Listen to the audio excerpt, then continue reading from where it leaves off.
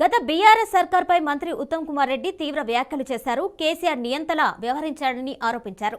Sarpanch, MPTC, జడ్పీటీసీలకు నిధులు ఇవ్వకుండా వారిని ఆత్మహత్య చేసుకునేలా పురుగొల్పారని విమర్శించారు. వారి హక్కులన్నింటినీ బీఆర్ఎస్ ప్రభుత్వం హరించి వేసింది అన్నారు. జిల్లా పర్యటనలో భాగంగా మఠంపల్లి మండలం కొత్త తండాలో సిఎస్ఆర్ నిధుల నుండి 25 లక్షల వ్యయంతో నిర్మించిన పంచాయతీ కార్యాలయం భవనంతో పాటు అంగన్వాడీ కేంద్రాన్ని ఉత్తమ్ ప్రారంభించారు.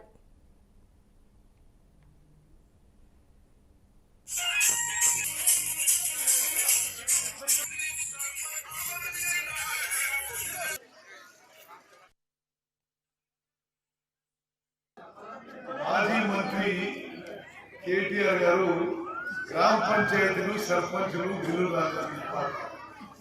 ఎంత విచిత్రంగా బిల్లులంటే 10 ఏళ్ల పాటు ఈ రాష్ట్రంలో స్థానిక సంస్థలు నిర్వీర్యం చేసి అసలు స్థానిక సంస్థలకి ఎంపీ కూడా ఇంకో నాలుగు తెలుసు, జడ్పీటీసీ కూడా ఇంకో నాలుగు తెలుసు, నిధులు ఇవ్వకుండా వాళ్ళ ఫండ్స్ పూర్తిగా లాక్కుని మున్సిపాలిటీలని, మండల పరిషత్ని, జిల్లా పరిషత్ని, లోకల్ బాడీస్ అన్నింటినీ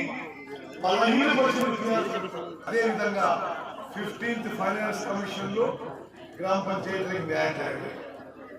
సర్పంచుల అడగ ఇదే చెప్పిండ్రు, కలెక్టర్ వచ్చి పెట్టిండ్రు, చేయకుండా సస్పెండ్ చేస్తున్నారు, చేసిన బిల్లు ఇవ్వలేదు.